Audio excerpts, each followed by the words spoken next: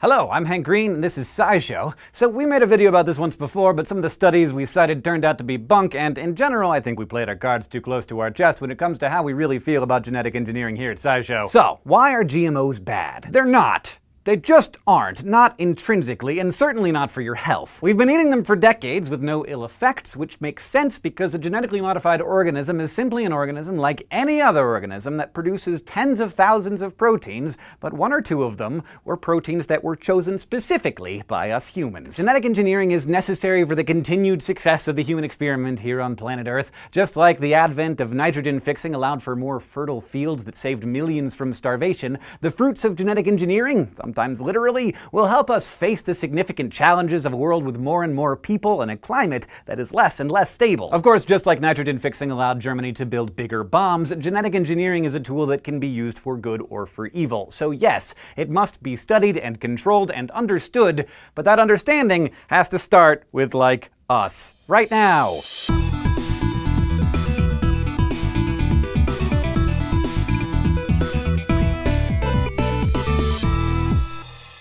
If you live in the United States, you almost certainly eat genetically modified organisms, or GMOs. Thus far, it's just plants, though pretty much every kind of meat on the market was likely fed with GM corn at some point. And it won't be long before the animals themselves are genetically modified. In 2012, the FDA reviewed a new kind of Atlantic salmon engineered to have higher levels of growth hormone using the genes of Pacific salmon and an eel-like fish called the ocean pout. They concluded that the engineered fish was safe and opened up the discussion for public comment, but still haven't announced a final decision. GMOs are everywhere in the US, pretty much literally. 95% of sugar beets, 88% of corn, 94% of soybeans grown in the US contain traits like being insect resistant or herbicide resistant that were engineered into them. And some crops are genetically modified simply for human benefit. Around 500,000 children go blind every year because of a vitamin A deficiency. So a strain of rice has been developed that, unlike normal rice, contains enough vitamin A to keep children healthy. Or healthier, anyway. Now, the term genetically modified organism is actually somewhat of a misnomer. I mean, people have been genetically modifying organisms since the invention of agriculture. Every plant and animal species has natural genetic variability, and for thousands of years we've harnessed this variability by practicing artificial selection. We cultivate and breed organisms to emphasize their most desirable traits. Cows that produce more milk and squash plants that survive drought. Brassica oleracea, also known as wild cabbage, has been bred so intensively that it is the wild ancestor of half a dozen different garden staples, including broccoli, cabbage, cauliflower, Brussels sprouts, kohlrabi, and kale. Corn originally looked like this. Over years of selective breeding, we have turned it into a massive, crazy, giant mutant version of itself that we happily throw on the grill without thinking of the centuries of breeding necessary to turn a grass seed into a sweet and starchy masterpiece. But when we talk about GMOs today, we're actually talking about genetically engineered organisms, or transgenic organisms. We're talking about genes from one species being extracted and then fused into the genome of a different species. This is called transgenesis, and though not all GMO food is created this way, transgenic crops are by far the most common kind of genetically engineered organisms you come across. But here's the thing, engineered organisms aren't new either. We've been tinkering with food in laboratories for nearly 100 years. In the 1920s, scientists realized that they could cause mutations in plants, thereby creating more genetic diversity and possibly more desirable traits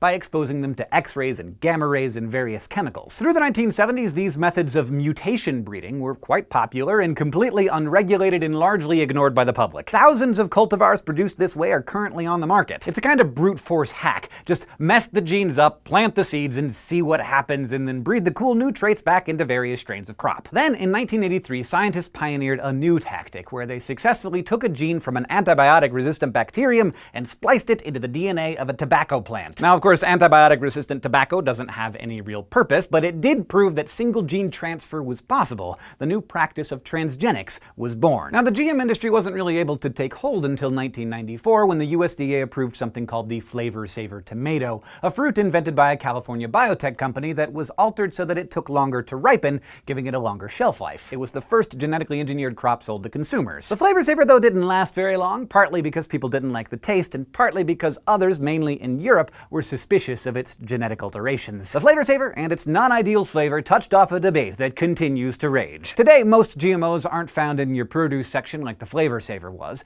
Instead, more than 90% of commercially grown GM foods are commodity crops, staples like feed corn and soybeans, which have been modified to resist herbicides or insects. These crops are used to make the ingredients in lots of the processed foods we eat, or are used as fodder for animals that we later enjoy consuming the flesh of. Probably the most well-known of these transgenic crops are the so-called Roundup-ready crops, foods like soybeans, corn, sugar beets, cotton, alfalfa, and canola that are engineered to resist the active ingredient in the herbicide Roundup. These crops provide us with some, you might say, digestible examples of how transgenic foods are engineered, why they're made the way they are, what they do, as well as what they don't do. Let's start with why they were made in the first place. The active ingredient in the herbicide Roundup is glyphosate, a chemical that inhibits an enzyme plants use to synthesize amino acids. By blocking this enzyme, Roundup stops plants from making what they need to grow and metabolize food, thereby killing them. And it pretty much takes no prisoners. So much so that it can be hard to use around plants that you don't want to kill, like your crops. So in the early 1990s, the company that makes Roundup, Monsanto, decided to develop crops that were resistant to glyphosate, so farmers could spray the herbicide over their whole crop,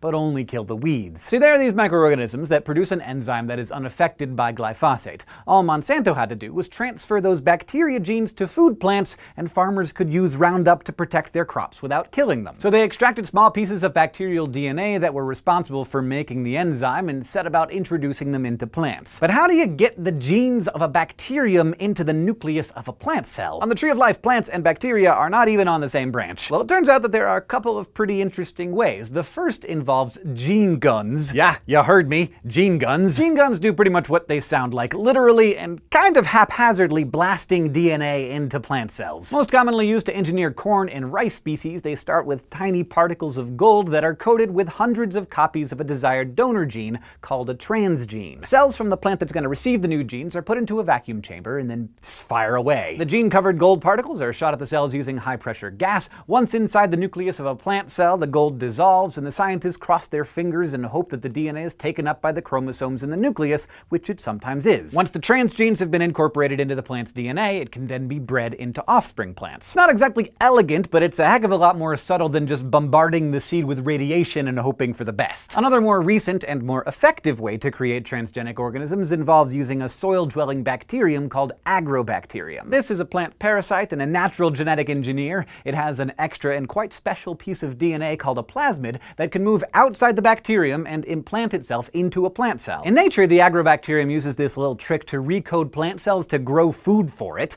but in the lab, engineers can use the plasmid as a kind of carrier for fancy transgenes, using it to infuse plant cells with new genetic material. So, whether you've used the agrobacterium or the gene guns, you now have a new engineered crop plant. But you can't just put that thing into the ground. You have to introduce this new genetic material into existing traditional strains of the crop. This last step, called back crossbreeding, involves repeatedly crossing the new transgenic plant with breeding stock over and over again until you wind up with a new transgenic crop. At the end of the process, Monsanto had a patented plant that could be sprayed with glyphosate and survive. Previously, plants would have to be seeded far enough apart that machines could till away competing weeds, increasing soil loss and costs to the farmer, not to mention fuel consumption. Plus, Monsanto gets a whole new, massive customer base for glyphosate. It's a long process. The whole thing can take as long as 15 years, but that's how just about all genetic engineering is done to your food, whether scientists are putting a bacterium's antibiotic resistance into a tobacco plant or an eel's growth pattern into a salmon. Of course, then there's the process of getting the crop or animal approved for use,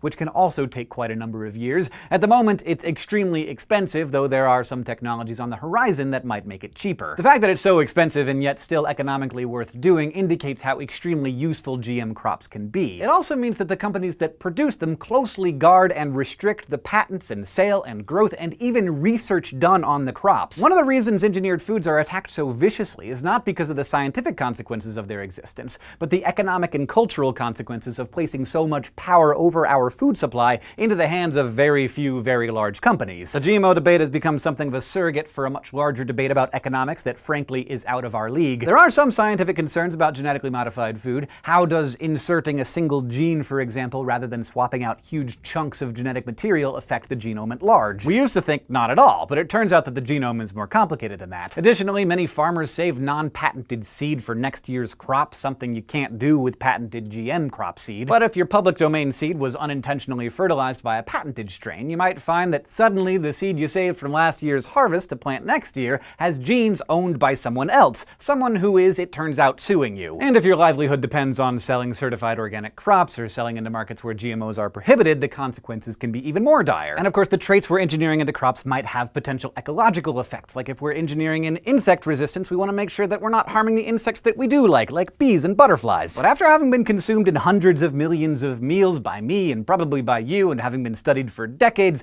there has been zero indication that genetically modified food poses a danger to human health. That has not stopped an extremely vocal opposition from funding poorly designed studies and publishing misleading papers. We here at SciShow even reported on a study indicating that GMOs caused an increase in cancer in rats. This study, led by a guy who was not coincidentally publishing a book on the topic that same week, was published in a peer-reviewed journal and was initially taken at face value. But cherry-picked data, a lack of dose response, small sample groups, and a strain of rat that has an 80% chance of developing cancer in its lifespan eventually combined to completely discredit the study. Of course, as with any new technology, it can have unintended consequences, it can be controlled and monopolized and even weaponized, so there's plenty of reason to keep an eye on the companies making these advances. But when considering the number of hungry people on the planet, we have an obligation to explore every possible avenue to increase crop yields and decrease the amount of herbicide, pesticide, energy, and water needed to produce a crop. Traditional and advanced breeding methods need to be a part of that, and so does genetic engineering. Thanks for watching this episode of SciShow, and thank you to the people who pushed me to write up a more complete and accurate version of this episode. If you want to continue getting smarter with us, you can go to youtube.com/scishow and subscribe.